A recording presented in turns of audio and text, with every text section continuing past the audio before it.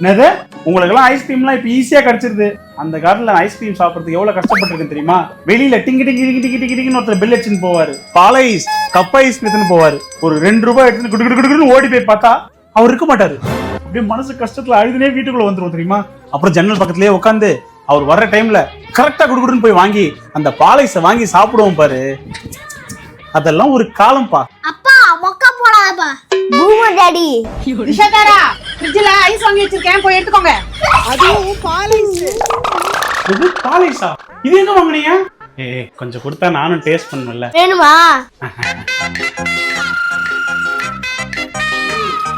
நல்லா இருக்காப்பா? நல்லா இருக்காவா?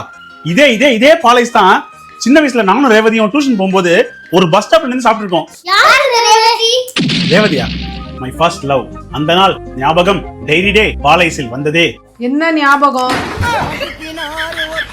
சில விஷயங்கள் மாறலாம், ஆனா சில ஃபீலிங்ஸ் மாறவே மாறாது. அந்த மாதிரி தான் டைரி டே ஐஸ்கிரீம். எல்லா ஜெனரேஷனுக்குமே பிடிச்ச ஒரு ஐஸ்கிரீம். உங்களுக்கும் அந்த நாள் ஞாபகம் வரணும். டைரி டேவோட பால் ஐஸை உங்க வீட்டு பக்கத்துல இருக்க கடையில போய் வாங்கி சாப்பிட்டு என்ஜாய் பண்ணுங்க. சாப்பிட்டதுக்கு அப்புறம் நீங்களே சொல்லுவீங்க, இது அது இல்ல. என்ன மாதிரி உங்களுக்கும் ஃபேவரட்டான 90s ஞாபகங்கள் நிறைய இருந்துச்சுன்னா இந்த கமெண்ட் செக்ஷன்ல என்னன்னு கமெண்ட் பண்ணுங்க. டாப் 5 ஆன்சரை டைரி டே செலக்ட் பண்ணி உங்க ஹோல் ஃபேமிலிக்குமே டைரி டே ஃப்ரீயா பால் ஐஸ் வீட்டுக்கே அனுப்பிச்சிருவாங்க. அப்புறம் என்ன, ஃப்ரீசர் ஃபுல்லா பால் ஐஸ் தான்.